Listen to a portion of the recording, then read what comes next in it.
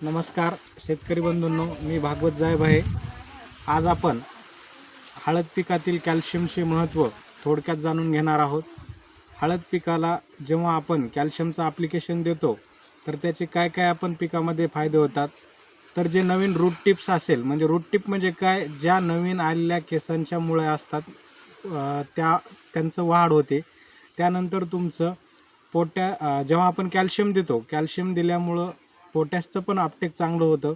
त्यामुळे जी स्ट्रेंथ येते, म्हणजे कंदाला चांगली जाडी येते, कंद लांबायला मदत होते। आणि जे जास्त प्रमाणात एक्सेस प्रमाणात पाणी झालेलं आहे त्याची पण आपण लवकरात लवकर वापसा होतो।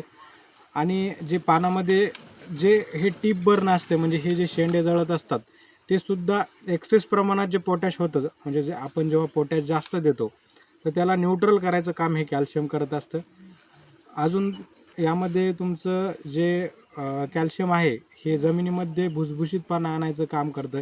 जे सोडियमचं प्रमाण वाढलेलं असेल जमिनीमध्ये, सोडियम जर एक्सेस प्रमाणात झाला तर पाणी साचून राहतं। पाणी साचून राहिल्यामुळे जे काही सड लागायचे चान्सेस असतात ते फास्ट सड लागते।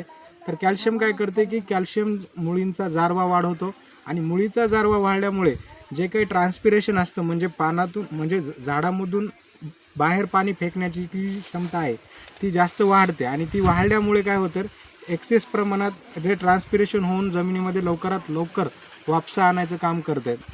तुमचा पीएच असेल, पीएच न्यूट्रलाइज करण्यासाठी सुद्धा कॅल्शियम मदत करते।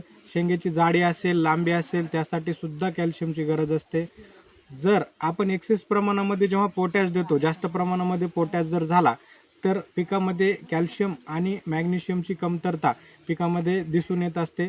त्यामुळे पोटॅशयुक्त खते जे असतात ते सुद्धा आपल्याला जास्त प्रमाणात जमत नाहीत, आणि ते कमीसुद्धा जमत नाहीत। कारण जेव्हा जास्त प्रमाणात आपण पोटॅश देतो त्यावेळेस कॅल्शियम आणि मॅग्नेशियमचं इंटरॅक्शन होऊन अँटागोनिस्टिक इफेक्ट होतो, आणि अँटागोनिस्टिक इफेक्ट झाल्यामुळे जे काही कॅल्शियम आहे ते पिकामध्ये उचलल्या जात नाही। परिणामी तुमची जी काही कंदाची जाडी आहे ती होत नाही।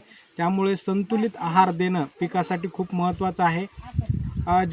आपण जे टाकतो ते कॅल्शियम अपटेक करण्यासाठी सुपर अपटेक 90 सारखे आपण प्रोडक्ट सुद्धा आपण वापरू शकतो। सुपर अपटेक 90च का, तर ते काय करते, तुमचा वाढलेला पीएच असेल किंवा जमिनीमध्ये वाढलेलं सोडियमचं प्रमाण असेल त्याला न्यूट्रलाइज करून जे काही तुमचं पीएच आहे ते 7पर्यंत नेतं। आणि कुठलेही अन्नद्रव्य असतील हे न्यूट्रल पीएचलाच, म्हणजे 7-7.5लाच अपटेक चांगलं होतं।